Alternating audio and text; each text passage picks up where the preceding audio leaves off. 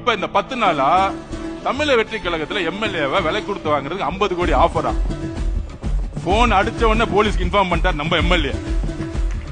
திராவிட முன்னேற்ற கழகத்தின் திரு மு.க. ஸ்டாலின் அவர்களே, எங்களுடைய ஒரே ஒரு வேட்பாளரை நீங்க விலை கொடுத்து வாங்க முடியல. அது ஞாபகம் வச்சுக்கோங்க. ஒரு வேட்பாளரை 234 233 பேர் தாக்கல் பண்ணி நின்னாங்க எலெக்ஷன்ல. உங்களுக்கு காசு கொடுத்து வேலை செய்யறதுக்கும் காசு இல்லாம வேலை செய்யறதுக்கு இன்னும் திமுக இன்னும் தெரியும். இங்க இருக்கக்கூடிய அதிமுக தொண்டர்கள் ஒருத்தரும் காசுக்காக இங்க வரல. புரட்சி தலைவர் அம்மாக்காக, புரட்சி தலைவர் எம்ஜிஆருக்காக உட்கார்ந்துட்டு இருக்காங்க. அப்ப நீங்களும், அதாவது திமுகவுடைய தலைவர் மு.க. ஸ்டாலின் அவர்களும் எடப்பாடி பழனிசாமி அவர்களும் சேர்றதுக்கு முன்னாடி இஸ் a political strategy. எங்களுடைய தலைவர் சொல்லிட்டாரு. ஒட்டுமொத்த அதிமுகவுடைய உண்மையான புரட்சி தலைவருடைய எம்ஜிஆருடைய விசுவாசிகளும் அம்மாவோட விசுவாசிகளும் தாவேக்காவில் இணைக்கப்பட வேண்டும்.